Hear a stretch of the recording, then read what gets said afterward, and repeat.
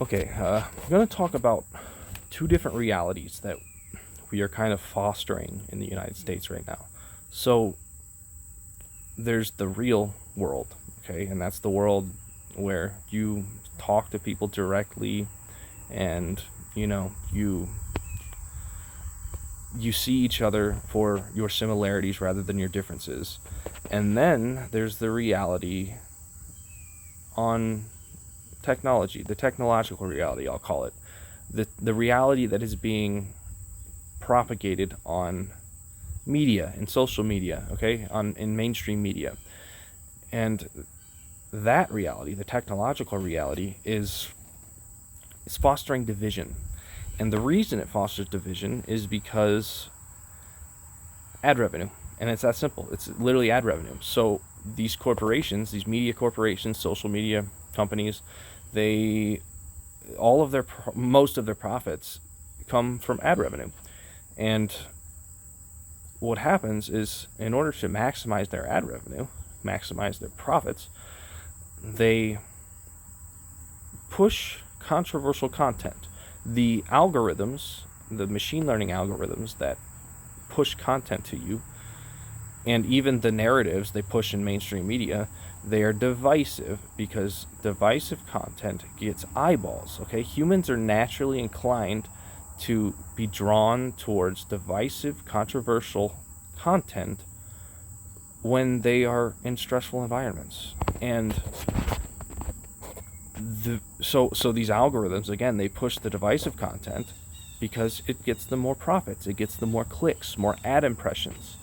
So it's really a kind of a, again, there's these two realities, and the one reality is highlighting all of our differences. It's highlighting our racial differences, cultural, social differences, religious differences, and it is hiding the similarities that we are able to see face to face. Okay, and what are those similarities? Well, the middle and lower class, the working class, they are, they're struggling, right? They're stressed out. Okay, they're struggling economically, and that's leading to the stress, right? But the technological reality in the media is blaming that stress on other things. It's blaming the stress on, again, the racial, cultural, social, and religious divides rather than the economic divide. It's not pointing out the economic struggles, and if it is, it's blaming those economic struggles, again, due to some religious, cultural, social, or racial divide. This is the problem in this country. It's the foundation of the problem. The problem is that we are being drawn into this technological reality to maximize the ad revenue of corporations.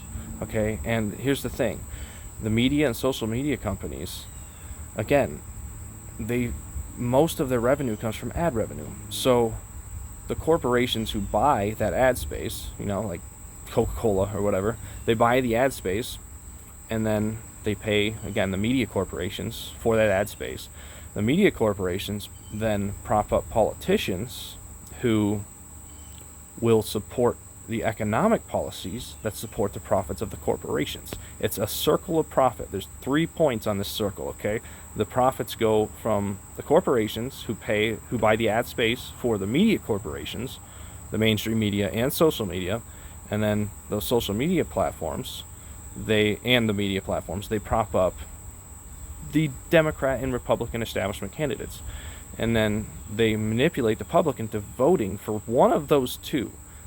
And in effect, both of them, both the Democrat and Republican candidates, they end up supporting the economic policies that benefit the corporations who, again, then use those profits to pay the mainstream media, back to the government, back to the media, back to the mainstream media.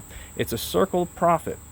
And if the American public never becomes aware of the fact that they are being manipulated to contribute to the circle of profit at their own expense, then what happens is we continue to get divided, and we continue to be drawn towards a civil war, in effect.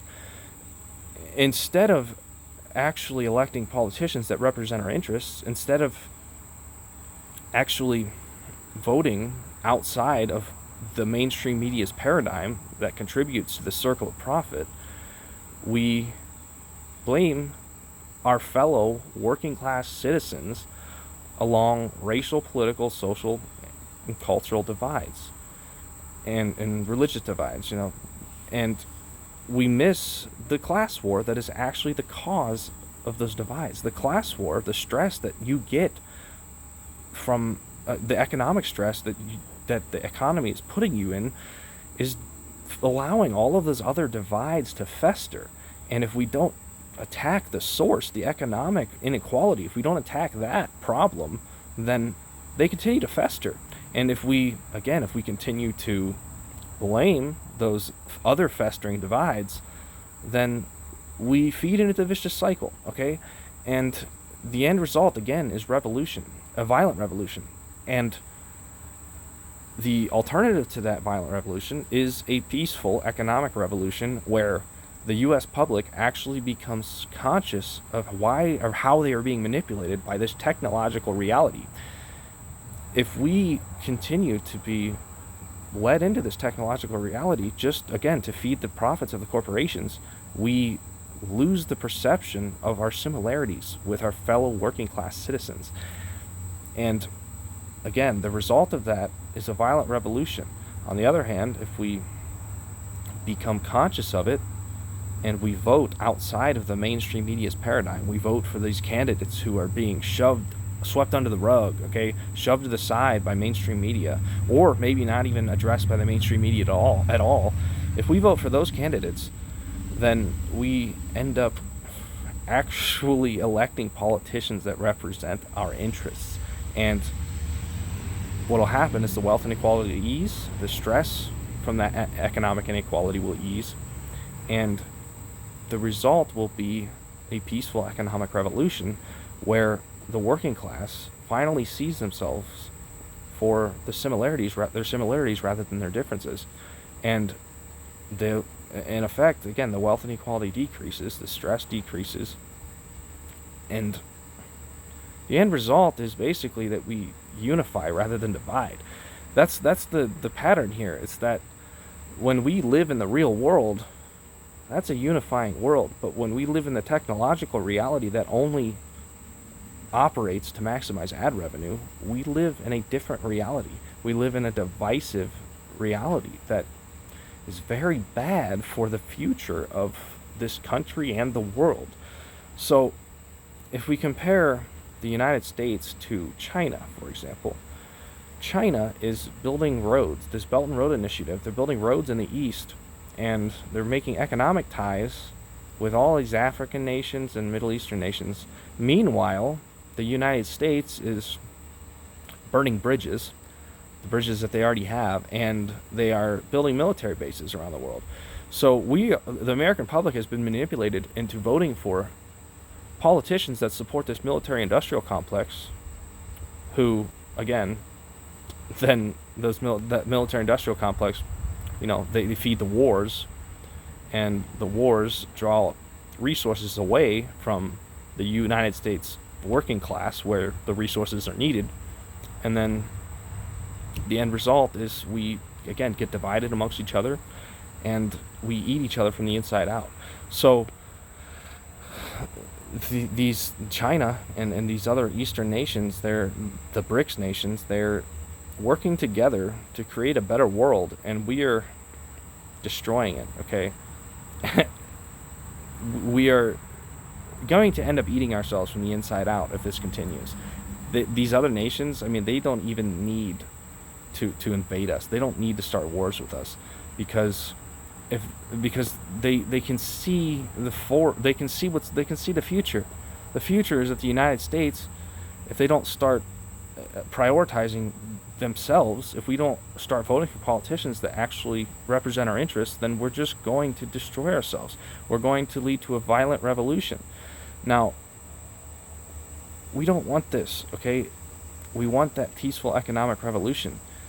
But if we don't get a hold of the realities we're living in, if we don't escape these echo chambers that are created on this in this technological reality, then we're going to end up probably being invaded by China while we're having a civil war. Okay, that's a nightmare scenario, and there's nothing that will stop it from happening if we don't start voting for the right people. I don't know.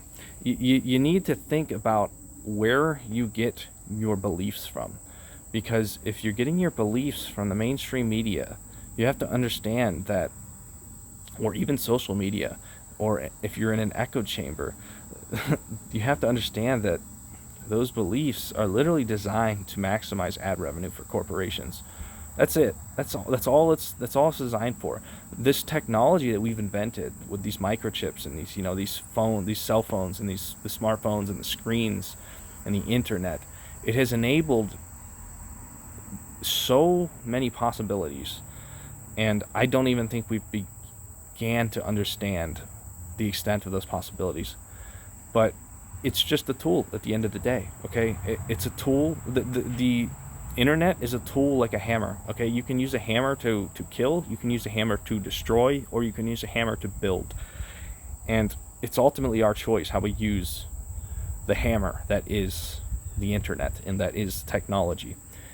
If we choose to use it to, again, destroy each other, then we're going to relapse into a previous state where we lose all of the benefits that we've gained. Instead, we could simply use this tool to build a better world. We could use it to bring us together. But that requires the public to admit to themselves that they've been manipulated by the media. And it requires the public to admit to themselves, or rather to stop being manipulated by that media, and to align with their fellow working class citizens across these political divides. If we don't do this, end game for the United States, okay? And I mean that. You'll see it in your lifetime, probably, especially if you're young. And if you are a young person, I'm probably preaching to the choir here, right? It's the older people who are stuck in these old ways, these old nationalistic ways that have been pretty much wiped clean. Okay, these nationalistic tendencies will not work in a world where the internet exists. They just won't. Okay, because you assimilate with all of these other cultures through the internet. You see what they're doing economically and socially, and you're like, oh, that seems to be working for them. Why don't we do that? Why don't we stop fighting and funding proxy wars and instead spend money on our own country, fix our own home, and then we can collectively work with these other countries to globalize trade. The lot of the older voters, man, they're stuck in this nationalistic mentality that has not factored in the new technology into their beliefs, and that's ultimately the problem. It's that not only have they not factored in the implications of that technology, but they've allowed that technology to manipulate them into further into the old nationalistic tendencies. And that's end game for the United States, because the other nations around the world, they've figured it out. BRICS nations, they've figured out what's happening here, and I'd say even some of Europe has figured it out. And yet we're pulling Europe, some of Europe, Great Britain, we're pulling them right behind into our mess with NATO. And it's really sad, because I think a lot of the world is afraid of the United States. They're afraid they'll it's like a dog off a leash, and they have nuclear weapons. It's really sad, the potential that this technology has enabled, and yet we are using it to destroy us. We can, again, it's just a tool. You can use a hammer to build or destroy. That's the takeaway from this video. Currently, the economic systems are using technology to destroy, and even if the technology has enabled some good, the pattern is going downhill. And the reason for that is because we are prioritizing ad revenue and division over unity. And That's it. It's a unity versus division.